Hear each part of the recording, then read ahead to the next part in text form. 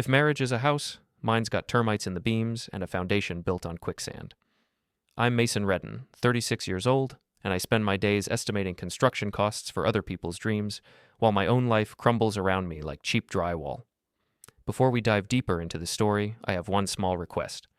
Please subscribe, drop a like, comment, and hit that hype button to boost this channel so more people can discover these incredible Reddit stories. The first crack appeared 3 months ago when my wife Jade started taking business trips that required Victoria's secret shopping sprees. Funny thing about pharmaceutical sales. When did pushing pressure medication require lace thongs and push-up bras that could double as architectural support beams? It's about confidence, Mason, she'd said, sliding black silk into her overnight bag like she was packing ammunition. Looking good makes me feel powerful in meetings. Right, because nothing says professional pharmaceutical representative like underwear that costs more than my work boots. I was sitting at my kitchen table, nursing my second cup of coffee and reviewing blueprints for a strip mall renovation, when my phone buzzed with a voicemail. The caller ID showed Jade's number, but when I played it back, her voice was slurred with wine and breathless with anticipation. Hey baby, can't wait to see you tonight. Hope your wife's asleep when you get this. Room 5113 at the Monarch, just like last time. I've got that red thing you like. The message cut off with a giggle that made my stomach turn. I stared at the phone like it had just grown fangs. My wife of 8 years had just left me a drunk voicemail meant for another man, complete with hotel details and lingerie inventory. Most men would have stormed out, confronted her, made a scene. But I'm not most men. I'm a construction estimator. I know that before you demolish a building, you need to understand its structure, identify the load-bearing walls, and plan your approach. Rush the job, and you'll bring the wrong things down. So I sat there, sipping coffee that had gone cold, and started planning. The irony wasn't lost on me. Jade worked for Meridian Pharmaceuticals, selling drugs to fix people's problems, while she was busy creating mine. She'd always been good at presentations, at making things look better than they were. Turns out that skill extended beyond PowerPoint slides.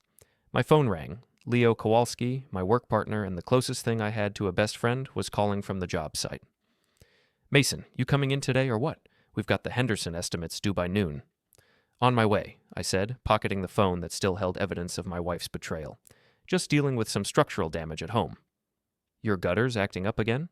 Something like that. The Henderson project was a restaurant renovation downtown, the kind of job that required precision and patience. Exactly what I needed to keep my hands busy while my mind processed what I'd learned. Leo met me at the site, hard hat tilted at his usual cocky angle, tool belt hanging low on his hips like a gunslinger's holster. You look like hell, he said, handing me my clipboard. Jade keeping you up again with her sales reports? If only it were that simple. She's been working a lot lately, very dedicated to her clients. Must be nice having a wife who's passionate about her work. Leo's wife had left him 2 years ago, taking half his tools and all of his trust in the institution of marriage. Speaking of passionate, you see that new secretary at Morrison Construction? Built like a brick house and twice as solid. I wasn't in the mood for Leo's running commentary on local architecture, human or otherwise. We spent the morning measuring, calculating, and estimating costs. Numbers don't lie, unlike wives. A 2x4 is 8 feet long, or it isn't. Drywall costs $12 a sheet, or it doesn't. Simple, honest, reliable, unlike the woman I'd married. That evening, I came home to find Jade in the kitchen, stirring pasta sauce like she was auditioning for a cooking show. She'd changed out of her work clothes into yoga pants and a tank top that showed off the gym membership she'd suddenly developed an enthusiasm for. "How was your day, honey?" she asked without looking up from the stove. "Productive, measured some things, calculated some costs, found out some interesting information." She glanced over her shoulder, and for just a second, I saw something flicker in her eyes. Guilt? Fear? Or maybe just annoyance that I wasn't playing along with the domestic theater. "Oh, what kind of information?" I could have confronted her right then. Played the voicemail, watched her face crumble, demanded explanations.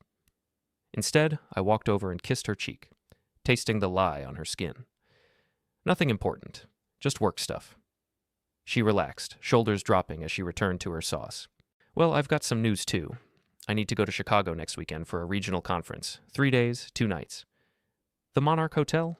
I asked casually, opening the refrigerator to grab a beer. The wooden spoon clattered against the pot. "What?" "No, the Marriott, downtown Chicago Marriott." "Right, the Marriott." I twisted off the bottle cap, the small sound unnaturally loud in the sudden silence. Well, you'll have to tell me all about it when you get back. She nodded too quickly, too eagerly. Of course, I always do. That night, while Jade showered off whatever guilt she'd accumulated during the day, I sat in my home office and did what I do best. I planned. Every construction project starts with a survey of existing conditions. You need to know what you're working with before you can decide what needs to come down. I opened my laptop and started making lists. Jade's patterns, her friends, her coworkers, her vulnerabilities. If she wanted to play games, I'd show her what happened when you challenged someone who understood structural engineering. The shower turned off upstairs. Soon, Jade would come down in her robe, maybe suggest we watch a movie, pretend everything was normal. She was good at pretending, but I was better at planning. My phone buzzed with a text from an unknown number. Is this Mason Reddan? Yes. Who's this? Calla Torrin, Jade's sister. We need to talk? Calla. Jade's younger sister, the one she rarely mentioned and never invited to family gatherings. The divorce mediator who lived 3 states away and had some kind of ongoing feud with Jade that neither of them would discuss. About what? About my sister's hobby of screwing other people's men. Can you meet tomorrow? I'm driving up. I stared at the message for a long moment, then typed back. Coffee shop on 5th Street, 10 a.m. See you then. And Mason, bring your appetite for revenge. I've been saving up recipes for years. Upstairs, Jade was blow-drying her hair, preparing for another performance of the loving wife. But downstairs, in my office, surrounded by blueprints and building plans, I was designing something entirely different. A demolition project. Calla Torrin looked like Jade's younger, sharper sister. Same dark hair and green eyes, but with an edge that could cut glass. She was sitting in the corner booth at Murphy's Coffee when I arrived, nursing a black coffee and studying me like I was a structural problem that needed solving. You look exactly like I expected, she said as I sat down. Tired, confused, and about 3 steps behind the game your wife's playing. And you look like someone with an axe to grind. She laughed, a sound with no humor in it. More like a whole tool shed full of axes. Jade's been grinding them for me for years. I ordered coffee and waited. In construction, you learn that the person with information usually wants to share it. You just have to give them space to build up to it. 5 years ago, Calla began, stirring sugar into her cup with mechanical precision, I was engaged to a man named David Chen. Good guy, stable job, wanted kids, and a house with a white picket fence, everything I thought I wanted. She paused, took a sip, made a face like the coffee had gone bitter. Jade came to visit for my engagement party. Stayed for a week, played the supportive sister, helped with wedding plans. The night before she was supposed to leave, David didn't come home. I found them in my bed, in my house, on my Egyptian cotton sheets that cost more than most people's car payments. The words hung in the air between us like smoke from a house fire. I'm sorry, I said, because it seemed like the thing to say. Don't be sorry. Be smart. Calla leaned forward, eyes intense. You know what Jade said when I caught them? She laughed. Actually laughed and said it was just a joke, that David was just having cold feet and she was helping him work through it. Like screwing your sister's fiancé was some kind of therapeutic intervention. I thought about the voicemail, about Jade's casual lies, about the way she'd been treating our marriage like a side project she could abandon whenever something more interesting came along. Why are you telling me this? Because I've been waiting 5 years for karma to catch up with my sister, and you're the first person who might actually be in a position to deliver it. She pulled out her phone and showed me a screenshot of Jade's Facebook page. She posted this yesterday. It was a photo of Jade at some restaurant, smiling at the camera with her arm around a man I didn't recognize. The caption read, Amazing dinner with my favorite client. So grateful for all the opportunities coming my way. The man was tall, silver-haired, wearing a suit that probably cost more than my monthly mortgage payment. His hand was resting on Jade's lower back in a way that had nothing to do with professional pharmaceutical relationships. That's Evan Carrow, Calla said. Regional sales director for Meridian Pharmaceuticals. Married, 2 kids, drives a Tesla, and thinks he's God's gift to women in the medical supply industry. How do you know all this? Because unlike you, I've been keeping tabs on my sister's extracurricular activities. Professional habit, in divorce mediation, information is currency. She pulled out a manila folder and slid it across the table. Inside were printouts of social media posts, restaurant receipts, hotel records, even a few photos that looked like they'd been taken from a distance. Jesus, Calla, this looks like a stalker's scrapbook. Call it what you want. I prefer to think of it as evidence collection. She finished her coffee and stood up. The question is, what are you going to do with it? I stared at the folder.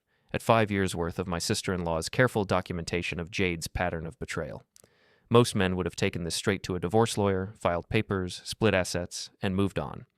But most men hadn't spent 15 years learning how to take apart structures piece by piece. "I'm going to need somewhere to stay while I figure this out," Calla said, shouldering her purse. "My hotel reservation got mysteriously canceled, and I'm not driving back to Pennsylvania today." "You can take the guest room," I heard myself saying. "Jade's going to Chicago this weekend anyway." Calla's smile was sharp enough to cut steel. Perfect. I've always wanted to see how the other half lives. That evening, I came home to find Calla unpacking in the guest room, while Jade stood in the doorway looking like someone had just told her the IRS was auditing her taxes. "I don't understand why she has to stay here," Jade was saying, her voice pitched higher than usual. "There are plenty of hotels in town." "She's family," I said, setting down my work bag and kissing Jade's cheek like nothing had changed. "Besides, you'll be in Chicago. What difference does it make?" "It makes a difference because—" Jade started, then stopped, realizing she couldn't finish that sentence without revealing more than she wanted to. "Because what?" Calla asked sweetly, hanging up a dress in the closet. "Because you don't trust me alone with your husband?" The temperature in the room dropped about 10 degrees. Jade's face went white, then red, then white again. "Don't be ridiculous. I just think it's strange, that's all. You two barely know each other." "Oh, we're getting acquainted quickly," Calla said, shooting me a look that could have meant anything. "Mason's been telling me all sorts of interesting stories about married life." It was a masterpiece of implication without accusation. Jade's imagination would fill in the blanks with scenarios far worse than the truth, which was that Calla and I had spent exactly 0 time discussing anything other than Jade's infidelity. That night, Jade was different. Clingy, affectionate, asking questions about my day with an intensity she hadn't shown in months. She kept glancing toward the guest room like she expected Calla to come bursting through the door with accusations or evidence. "Are you sure you're okay with me going to Chicago?" she asked as we got ready for bed. "Why wouldn't I be? I don't want you to feel like I'm abandoning you with my sister. She can be a lot to handle." "I think I can manage 3 days with Calla. We're both adults." Jade nodded, but I could see the wheels turning behind her eyes. She was calculating, trying to figure out what game was being played and whether she was winning or losing. Friday morning, I watched from the kitchen window as Jade loaded her suitcase into her car. She'd packed enough clothes for a week, not a 3-day conference. The overnight bag went in last, the one I knew contained lingerie that had never been intended for my eyes. "Have a good trip," I called from the doorway. She hesitated, car door half open, looking back at the house where her husband and sister would be spending the weekend together. "I love you," she said, and for the first time in months it sounded like she meant it. "I love you too," I replied, and for the first time in months I was lying. After her car disappeared around the corner, I went back inside to find Calla sitting at the kitchen table, drinking coffee and reading the newspaper like she owned the place. "Phase 1 complete," she said without looking up. "Your wife is now officially paranoid about what we might be doing while she's gone." "And what exactly are we doing?" Calla folded the newspaper and smiled.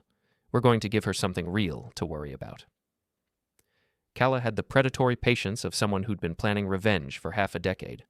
While Jade was presumably setting up her love nest at the Monarch Hotel, her sister was systematically dismantling her life from our kitchen table. "First rule of demolition," I told Calla Saturday morning, spreading blueprints across the table while she worked on her laptop. "You start with the non-structural elements, drywall, fixtures, anything that looks important but doesn't actually hold the building up." "Jade's social media presence, for instance," Calla said, showing me her screen. "Did you know your wife has been posting photos from restaurants you've never been to, tagged with locations that don't match her supposed work schedule?"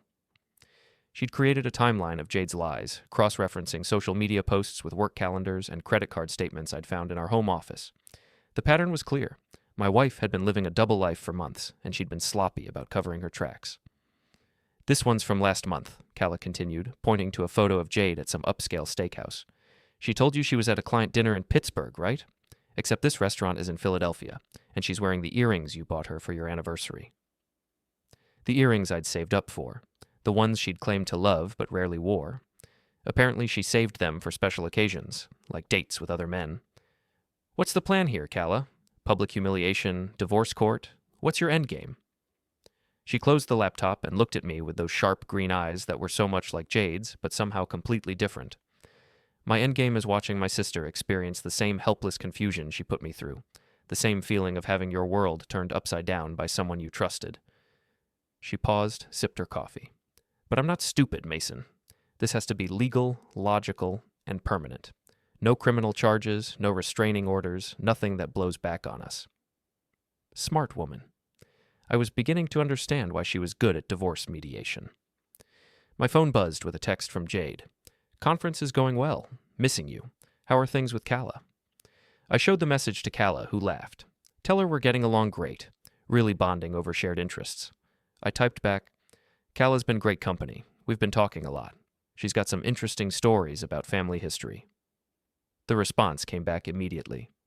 What kind of stories? Nothing important. Just getting to know each other better. 3 dots appeared and disappeared several times, like Jade was typing and deleting responses. Finally, okay, love you. She's panicking, Calla observed. Good. Panic makes people make mistakes. Sunday evening, Jade came home early, her key turning in the lock just as Calla and I were finishing dinner. We'd ordered Chinese takeout and were eating it straight from the containers while going through more of Calla's evidence files. I'm home, Jade called, her voice artificially bright. She appeared in the kitchen doorway, still in her travel clothes, and froze when she saw us sitting close together at the table, surrounded by papers and empty food containers. You're back early, I said, not getting up. How was the conference? Fine. Good. Productive. Her eyes were scanning the table, trying to read the papers without being obvious about it. What are you two doing? Just talking, Calla said, leaning back in her chair with a satisfied smile. Mason's been telling me all about his work. Construction is fascinating. All that planning, all that attention to structural integrity. And Calla's been sharing some family stories, I added. Amazing how much you can learn about someone when you really sit down and talk. Jade's face went through several color changes. What kind of family stories? Oh, you know, Calla said casually, gathering up the papers. Old memories, past relationships, the way people handle commitment and trust. The silence stretched out like a wire under tension. Jade stood in the doorway, travel bag still in her hand, looking like she'd walked into a trap but couldn't figure out exactly what kind. Well, she said finally, I should unpack. Long day of travel. She disappeared upstairs, and within minutes we could hear drawers slamming and the sound of angry unpacking. Phase 2 complete, Calla murmured. She's now convinced we're conspiring against her, but she can't accuse us of anything without revealing what she's guilty of. What's Phase 3? Phase 3 is where we let her destroy herself. Monday morning, I went to work like normal, but my mind was on the game Calla had started. Leo noticed my distraction immediately. You're different, he said as we measured ceiling heights in the restaurant renovation. More focused, like you've got a project you actually care about. Just some home improvements I'm planning. Yeah? What kind? Structural changes. Getting rid of some elements that aren't working anymore. That evening, I came home to find Jade in full damage control mode.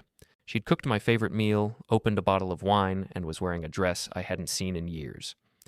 Where's Calla? I asked, noticing the table was set for 2. She said she had some errands to run, something about visiting old friends. Jade's smile was strained. I thought we could have some time alone. We haven't talked much since I got back. We sat down to dinner, and Jade launched into an elaborate story about her Chicago conference. Names, places, presentations, networking events. A complete fabrication delivered with the confidence of someone who'd been practicing lies for months. Sounds like you learned a lot, I said when she finished. I did, and I realized something important while I was there. What's that? She reached across the table and took my hand. I realized how much I love you, how much our marriage means to me. I know I've been distracted lately, focused on work, but I want to do better. It was a good performance, sincere, emotional, convincing.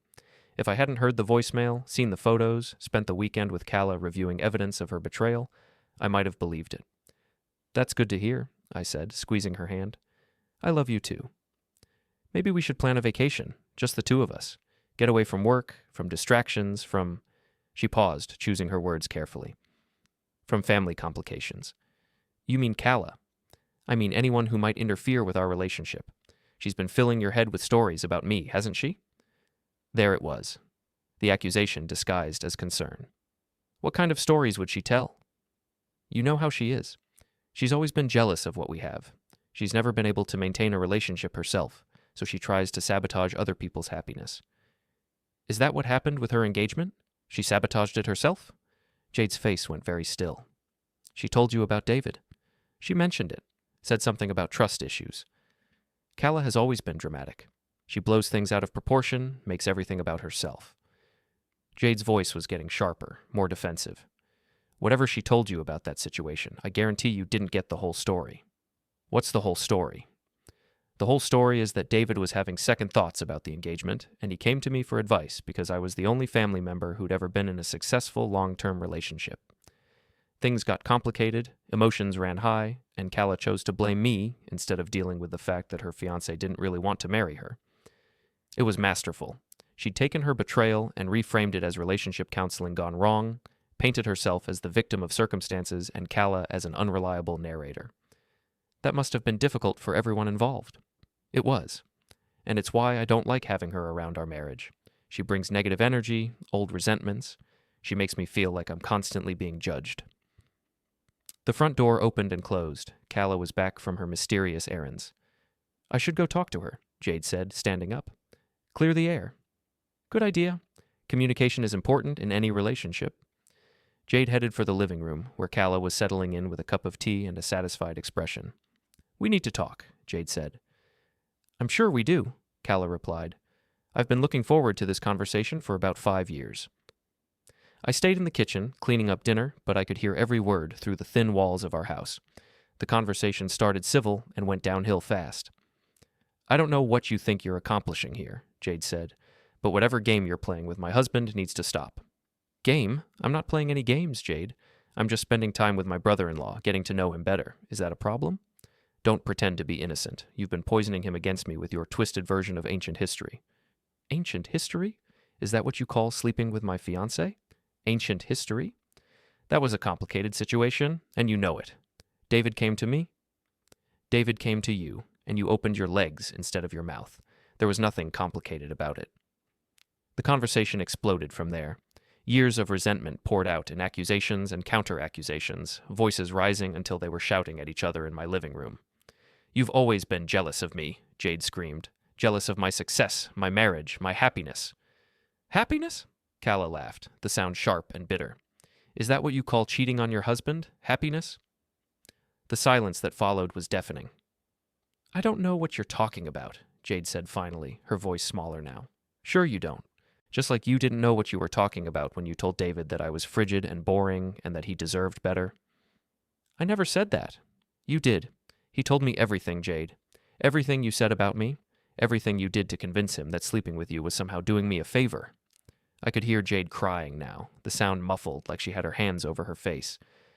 That's not how it happened, she whispered. No? Then how did it happen? Tell me your version. Explain to me how screwing my fiancé in my bed was actually an act of sisterly love. But Jade didn't have an answer for that. She just cried harder, and eventually I heard her footsteps on the stairs, running away from a confrontation she couldn't win. Calla appeared in the kitchen doorway, looking grimly satisfied. Phase 3 complete, she said. Your wife now knows that I know about her current situation, and she's terrified of what I might tell you. What happens in Phase 4?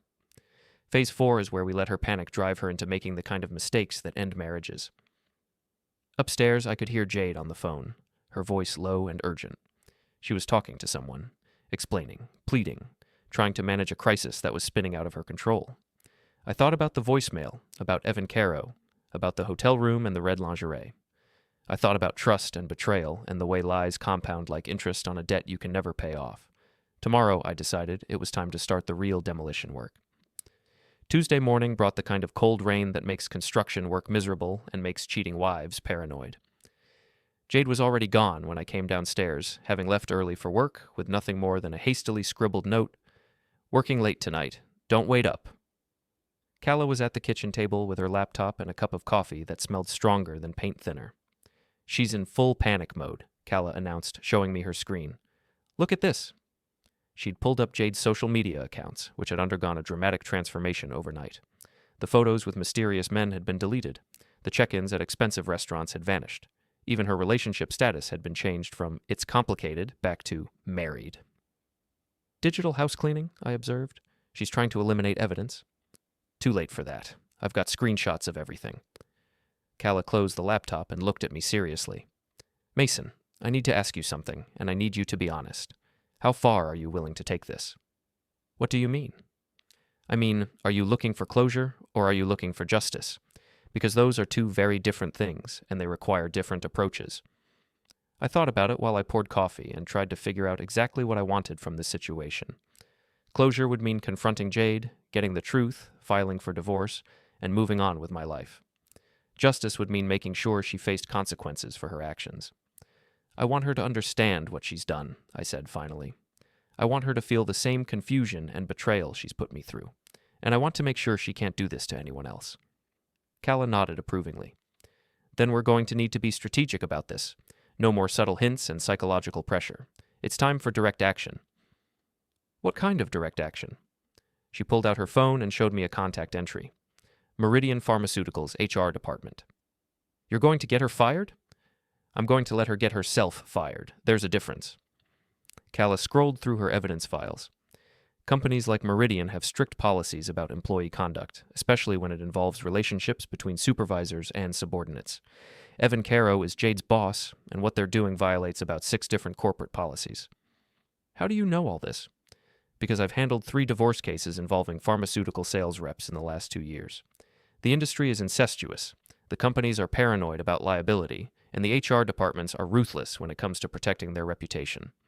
She was right. I'd worked construction jobs for companies that fired people for much less than what Jade was doing with Evan. What do you need from me? Access to Jade's home computer. She's been sloppy about covering her tracks, but I guarantee you she's got emails, photos, maybe even financial records that show the extent of their relationship.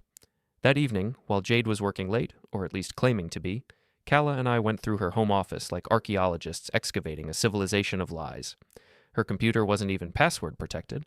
Apparently, she'd never considered the possibility that someone might want to investigate her digital life.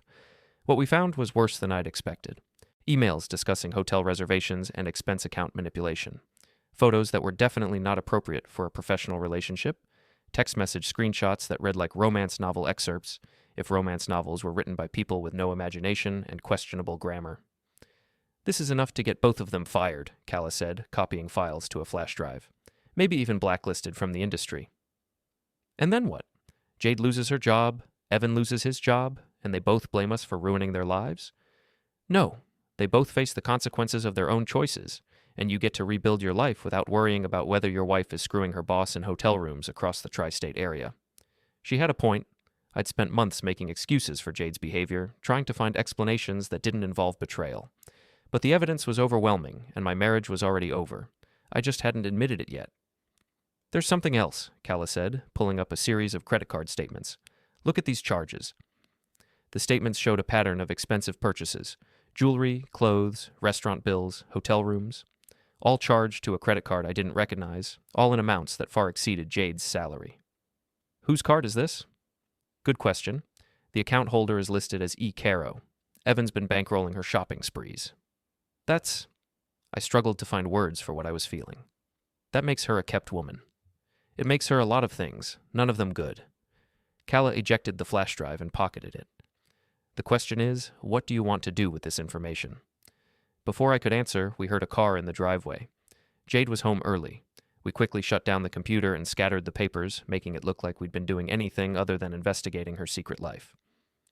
By the time she walked through the front door, we were sitting at the kitchen table playing cards and looking innocent. You're home early, I said, not looking up from my hand. Meeting got canceled. Jade's voice was tight, suspicious. What are you two doing? Gin rummy, Calla said cheerfully. Your husband's been teaching me. He's very good with strategy games. Jade looked back and forth between us, trying to read the subtext. I need to check some emails, she said finally. Work stuff. She headed for her office, and within minutes we heard a sharp intake of breath. She'd noticed that someone had been using her computer. Mason, she called. Can you come here for a minute? I found her standing in front of her desk, staring at the computer screen with a mixture of fear and anger. Did you use my computer today? I might have checked the weather. Why? Someone's been going through my files, moving things around. Maybe it was Calla. She mentioned needing to print something. Jade's face went pale. She was using my computer? Is that a problem? It's not like you've got state secrets on there. But we both knew she had something worse than state secrets. She had evidence of betrayal, and now she knew that someone else had access to it. That night, Jade was different. Clingy, apologetic, desperate in a way I'd never seen before. She cooked dinner, opened wine, tried to recreate the romantic atmosphere of our early relationship. "I've been thinking," she said over dessert. "Maybe we should take that vacation we talked about. Get away from everything, spend some time together." "What about work? I thought you had that big project coming up." "Work can wait. Our marriage is more important." It was the first true thing she'd said in months, but it was also too late. You can't rebuild a foundation that's already crumbled, no matter how much you want to. "That sounds nice," I said, because it was easier than starting the conversation that would end everything. Later, as we got ready for bed, Jade tried to initiate intimacy for the first time in weeks, but I couldn't stop thinking about Evan Carrow, about hotel rooms and credit card statements, and the way she'd been living a double life while I trusted her completely. "I'm tired," I said, turning away. "Long day." She lay there in the dark beside me, and I could feel her confusion and growing panic. She knew something had changed, but she didn't know how much I knew or what I planned to do about it. In the guest room down the hall, Calla was probably planning the next phase of her revenge. Tomorrow, she'd said, it was time to contact Meridian Pharmaceuticals and let them know about their employees' extracurricular activities. I stared at the ceiling and listened to my wife's breathing, knowing it might be one of the last nights we'd spend in the same bed.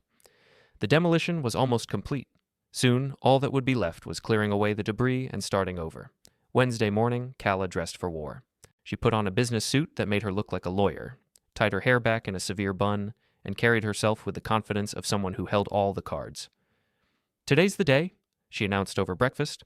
"I'm calling Meridian's HR department at 9 a.m. sharp." Jade had already left for work, claiming an early meeting that probably involved damage control with Evan. She'd been on her phone until nearly midnight, whispering urgent conversations that stopped whenever I entered the room. "You sure about this?" I asked. "Once you make that call, there's no going back." "I've been sure about this for 5 years," Calla replied, checking her watch. "The only question is whether you're ready to see it through." I thought about the voicemail, about the hotel receipts, about the way Jade had been treating our marriage like a part-time job she could quit whenever something better came along. "Make the call." At exactly 9 a.m., Calla dialed Meridian Pharmaceuticals and asked to speak with Human Resources. She identified herself as a concerned party with information about employee conduct violations, and within minutes she was transferred to someone with authority to investigate such matters. "Yes, I have documentation of an inappropriate relationship between a supervisor and subordinate," she said, her voice crisp and professional. "Evan Carrow and Jade Reddan. Financial impropriety, misuse of company resources, and potential harassment issues." She spent 20 minutes on the phone, providing dates, locations, and specific examples of policy violations. When she hung up, she looked satisfied. "They're opening an investigation immediately. Both Jade and Evan will be suspended pending review, and they'll be interviewed separately to prevent them from coordinating their stories." "How long before Jade finds out?" "Probably within the hour. Corporate investigations move fast when there's potential liability involved." She was right. My phone started ringing at 10:30 a.m.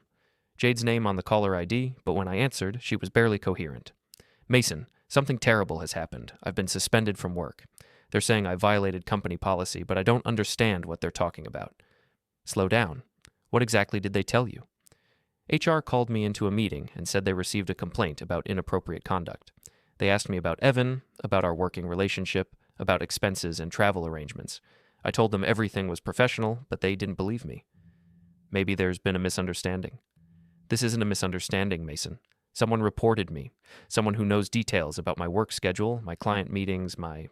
She trailed off, probably realizing she was about to admit to things she'd been denying. "Your what?"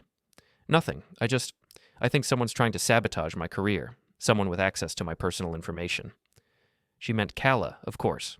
But she couldn't accuse her sister of corporate sabotage without explaining how Calla had gotten access to damaging information in the first place. "I'm sure it will work itself out," I said. "The truth usually does." "The truth?" Jade's voice got sharp. "What's that supposed to mean?" "It means if you haven't done anything wrong, you don't have anything to worry about." There was a long silence. Then, "I'm coming home. We need to talk." She hung up before I could respond. Calla, who'd been listening to my side of the conversation, looked grimly satisfied. "Phase 5, she said. Complete meltdown." Jade arrived home 20 minutes later, still in her work clothes, but looking like she'd been through a hurricane. Her makeup was smeared, her hair was disheveled, and she had the wild-eyed look of someone whose carefully constructed world was collapsing. "Where is she?" Jade demanded, storming into the kitchen where Calla was calmly eating a sandwich. "Right here, sister dear. How was your morning?" "You did this. You called my company, didn't you?" "I called several companies, actually. Meridian was just the most recent." Jade's face went white. "What other companies?" "Oh, previous employers, professional associations, industry contacts. It's amazing how quickly word spreads in pharmaceutical sales.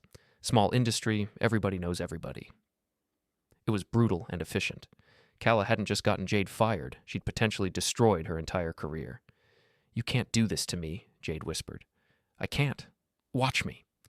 Calla stood up, suddenly taller and more imposing than her slight frame suggested.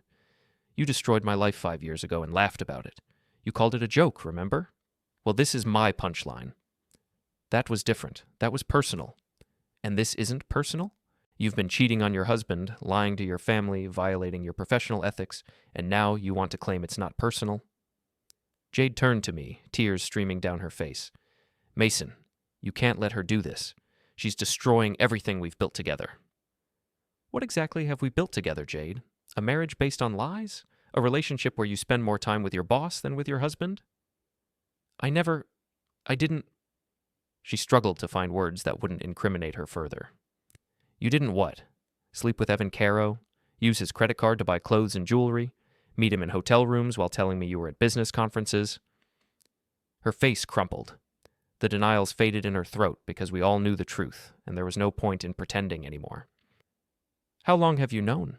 she asked quietly. "Long enough to document everything. Long enough to make copies of your emails, your photos, your credit card statements. Long enough to realize that our marriage has been over for months and I was the only one who didn't know it." "It wasn't supposed to happen this way," she said, collapsing into a chair. "It was just, Evan made me feel special, important, like I was more than just someone's wife." "You were more than someone's wife. You were my partner, my best friend, the person I trusted more than anyone in the world, but apparently that wasn't enough for you." Calla watched this exchange with the satisfaction of someone who'd waited 5 years to see justice served. But there was no joy in it, just the grim completion of a necessary task. "What happens now?" Jade asked. "Now you call a lawyer," I said. "Because I'm filing for divorce, and given the evidence we have, you're not going to get much in the settlement." "You can't take everything. I have rights." "You have the right to find somewhere else to live," Calla said, "because this house belongs to Mason, and you're no longer welcome here." Jade looked back and forth between us, finally understanding that this wasn't a temporary crisis she could manage or manipulate her way out of. This was the end of her marriage, her career, and the comfortable life she'd built on lies and betrayal. "I need time to pack," she said finally. "You have until tomorrow," I replied. "After that, your key won't work anymore." She nodded and headed upstairs, defeated. Within minutes, we could hear drawers opening and closing, the sound of someone dismantling a life that had never been as solid as it appeared. "How do you feel?" Calla asked. "Empty," I admitted. "Relieved, but empty." "That's normal. Revenge doesn't fill the hole that betrayal leaves behind. It just makes sure the person who hurt you faces consequences for their actions." That evening, Jade made one last attempt to salvage something from the wreckage. She came downstairs, dressed in the outfit she'd worn on our first date, carrying a bottle of wine and wearing the expression of someone preparing for the performance of her life.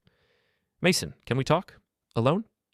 Calla excused herself, but I could see her lingering in the hallway, ready to intervene if necessary. "I know I made mistakes," Jade began, settling onto the couch beside me. "Terrible mistakes. But I love you, and I want to fight for our marriage." "Do you? Or do you want to fight for the security and lifestyle that our marriage provided?" "I want to fight for us, for the life we built together, for the future we planned." "What future, Jade? The one where you keep lying to me? The one where you spend your evenings with other men while I wait at home like an idiot?" "It's over with Evan. Completely over. I'll find a new job, we'll go to counseling, we'll rebuild the trust." It was a good speech, delivered with apparent sincerity, but I'd heard too many of her performances to be moved by this one. "The trust is gone, Jade. You can't rebuild something that's been completely destroyed. People do it all the time. Marriages survive infidelity. We can too. Some marriages survive infidelity. Ours won't, because this isn't just about closeness, it's about the fact that you've been lying to me for months, living a double life, treating our marriage like a convenience rather than a commitment." She started crying then, Real tears this time, not the calculated emotional manipulation she'd tried before. "I'm sorry," she whispered. "I'm so sorry, Mason. I never meant for it to go this far." But it did go this far, and now we both have to live with the consequences. She spent the night in the guest room. Calla had moved to a hotel to give us space for this final conversation. In the morning, Jade packed her remaining belongings into her car and prepared to leave the house we'd shared for 3 years. "Where will you go?" I asked, watching her load suitcases. "My mother's, for now, until I figure things out." "What about Evan?" "Evan's going back to his wife, trying to save his own marriage." She laughed bitterly. Turns out I was more replaceable than I thought. It was the final insult. She'd destroyed our marriage for a man who dumped her the moment his own life was threatened. "Goodbye, Jade." "Goodbye, Mason. I really did love you, you know, in my own way." "I know, but your way and my way were never the same thing." She drove away without looking back, and I stood in the driveway watching 8 years of marriage disappear around the corner. Calla emerged from her hotel and found me there an hour later, still staring at the empty street. "How do you feel now?" she asked. "Like I can finally breathe again." "Good. That means the demolition is complete. Now you can start building something new." She was right. The old structure was gone, cleared away along with all the lies and betrayal that had weakened its foundation. For the first time in months, I could see the possibilities ahead of me instead of the problems behind me. The revenge was complete, but more importantly, I was free.